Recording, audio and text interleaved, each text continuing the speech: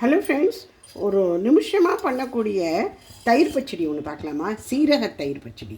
இது கர்நாடகா ஸ்பெஷல். இங்கெல்லாம் இதை தாம்பளின்னு சொல்லுவாங்க. கொஞ்சோண்டு ஒரு 1/4 டீஸ்பூனுக்கும் குறைச்செல்லாம் நான் நெய் விட்டுருக்கேன். இதில் 1 டீஸ்பூன் சீரகம்.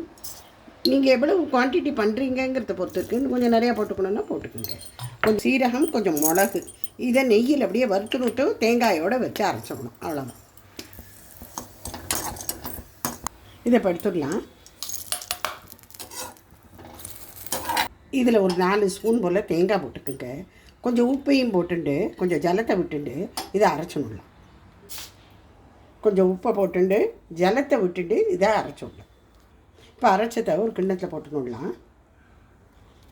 தயிர் இருந்தால் தயிர் 2 கரண்டி விடுங்க, இல்லை கெட்டி மோராகவும் விட்டுக்கலாம். இதை இப்போ நல்லா சிலிப்பிடணும். இப்போ கொஞ்சமாக நெய்யில் கடுகு, பெருங்காயம், மிளகா, இது கொத்தமல்லி, கருவேப்பிலை தளிச்சு போட்டிருக்கேன். அவ்வளோதான். அவ்வளோ டேஸ்டியாக இருக்கும். Super tasty. இது நிமிஷத்தில் ரெடி ஆகிடும். நம்ம காலத்தில் பரமாறிட்டு கூட போய் டக்குன்னு போய் மிக்சியில் போட்டு அரைச்சி விட்டு இதை தயிர் பச்சடியாக பண்ணிடலாம். அவ்வளோ நல்லது, உடம்புக்கும் நல்லது. இந்த வெயில் காலத்தில் சீரகம், மிளகு இதெல்லாம் சேர்த்துக்கணும். சூடான சாதத்தில் இந்த தாம்புளி, இந்த ஜீரக தாம்புளி இருந்தால் போதும். வேறு ஒன்றுமே வேணுங்கிற அவசியமே கிடையாது.